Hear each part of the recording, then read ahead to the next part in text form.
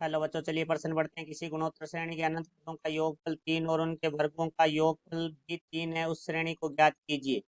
मुख्य अवधारणा, तो हमारा जो प्रश्न है वो गुणोत्तर श्रेणी से संबंधित है। तो देखो भाई, हमारी गुणोत्तर श्रेणी के बारे में बात करेंगे। सबसे पहले तो गुणोत्तर जो हमारी श्रेणी है वो क्या होती है। तो यदि हमारी किसी श्रेणी के क्रमागत दो पदों का जो अनुपात है वो हमारा यदि समान है तो वो हमारी गुणोत्तर श्रेणी होती है।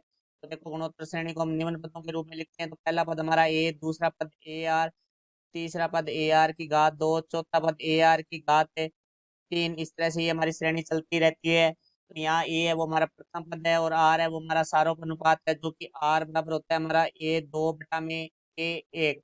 तो अब हमारे प्रश्न में बात की किसी गुणोत्तर श्रेणी के अनंत पदों का योगफल।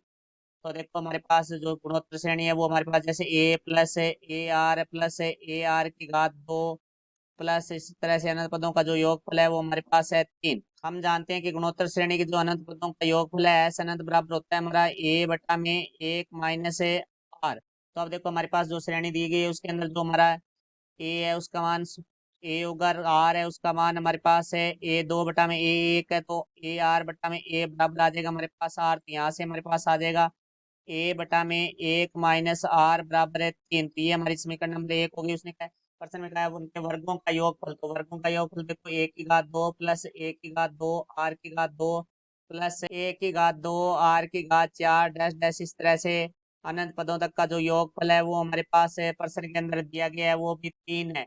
तो यहाँ भी हम तीन लिख लेंगे। यहाँ से देखो भाई, जो एक का मान है वो बराबर आ जाएगा हमारा एक की घात दो, और जो आर का मान है वो हमारा हो जाएगा एक की घात दो आर की घात दो बटा में एक की घात दो, तो बराबर आ जाएगा आर की घात दो।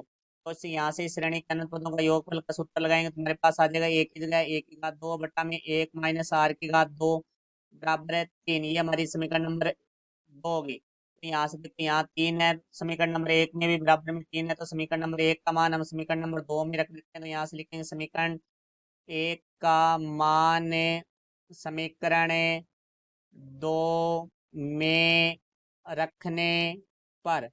तो देखो, यहाँ से भी हमारे पास आ जाएगा एक की घात दो बटा में एक माइनस आर की घात दो। तो तीन वो है वो हमारा समीकरण एक से बराबर है ए बटा में एक माइनस आर। तो यहाँ से हमारे पास आ जाएगा ए बटा में एक माइनस आर, क्योंकि हम जानते हैं ए की घात दो माइनस बी की घात दो बराबर होता है ए प्लस बी गुणा ए माइनस बी। तो यहाँ से देखो, एक की घात दो है उसको लिख सकते हैं हम ए गुणा ए बटा में एक माइनस आर गुणा एक प्लस आर बराबर ए बटा में एक माइनस आर।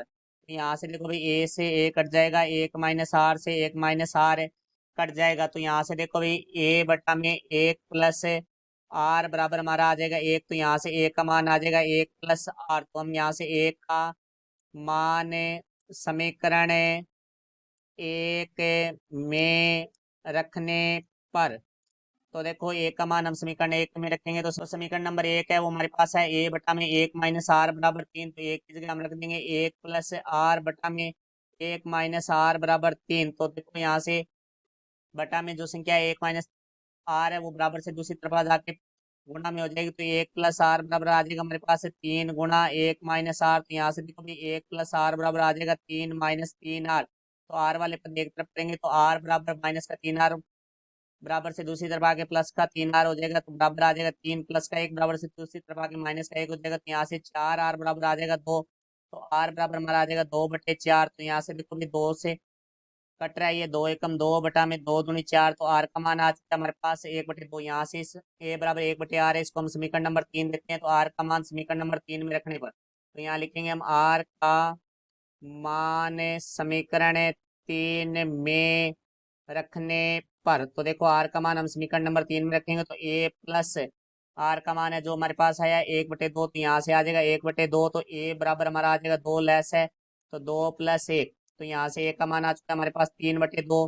तो यहाँ से ए आर का मान निकालेंगे तो ए का मान तीन बटे दो है गुणा में आर का मान एक बटे दो है। तो यहाँ से ए आर का मान आ गया तीन बटे चार। इसी तरह हम ए आर की घात दो का मान निकालेंगे तो हमारे पास आ जाएगा तीन बटे दो गुणा एक बटे दो की घात दो। तो यहाँ से आ गया तीन बटे दो गुणा एक बटे चार। तो यहाँ से ए आर की घात दो का जो मान है वो आएगा हमारे पास तीन बटे आठ। तो इस तरह से हमारे पास जो श्रेणी बनेगी गुणोत्तर श्रेणी वो देखो हमने ली थी ए आर। तो ए का मान है हमारे पास तीन बटे दो कोमा ए आर है जिसका मान है हमारे पास 3/4 कोमा AR की घात 2 है जिसका मान है 3/8। तो इस तरह से ये हमारी श्रेणी होगी। ये हमारे प्रश्न का उत्तर हुआ। आशा करता हूँ समझ आया होगा। धन्यवाद।